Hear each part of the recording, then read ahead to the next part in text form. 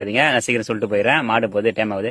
அதாவது ஒரு பர்சன் நம்ம கூட இருக்கணும்னு முடிவு பண்ணிட்டாங்கன்னா, நீங்க எவ்வளவு பெரிய தப்பு பண்ணாலும் அவங்க நம்ம கூட இருப்பாங்க. அதே பர்சன் நம்ம விட்டு போன முடிவு பண்ணிட்டாங்கன்னா, நீங்க ஒரு சின்ன தப்பு இருந்தா போதும், அது காரணம் காட்டி நம்மளை விட்டு போயிட்டாங்க. ஓகேவா? அதனால அவங்க விட்டு போயிட்டாங்கன்னு சொல்லிட்டு நம்ம அவங்க தப்பா சொல்றதோ, நம்ம ஃப்ரெண்ட்ஸ் கிட்ட, முக்கியமா நம்ம ஃப்ரெண்ட்ஸ் கிட்ட தப்பா எப்படியாவது சொல்லுவோம், விட்டு போயிட்டா மச்சான் அது மாதிரி சொல்லிட்டு அது மாதிரி சொல்லவே கூடாது. ஃபர்ஸ்ட் அவங்க போயிட்டாங்க, நம்ம என்ன பண்ணோம், நெக்ஸ்ட் நம்மளோட வேலை பார்த்து நம்ம போயினே இருக்கணும். போனவங்க போட்டோம், அதான் ஃபர்ஸ்ட் அவங்க தப்பா சொல்லவே கூடாது.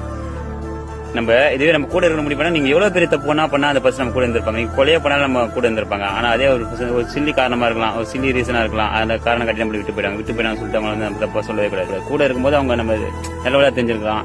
ஆனா விட்டு போனோடனே அவங்க நம்ம தப்பா சொல்லவே கூடாது. நெக்ஸ்ட் நம்ம என்ன பண்ணோம், நம்ம வேலையை பார்த்து போயினே இருக்கணும். அவ்வளவுதான்.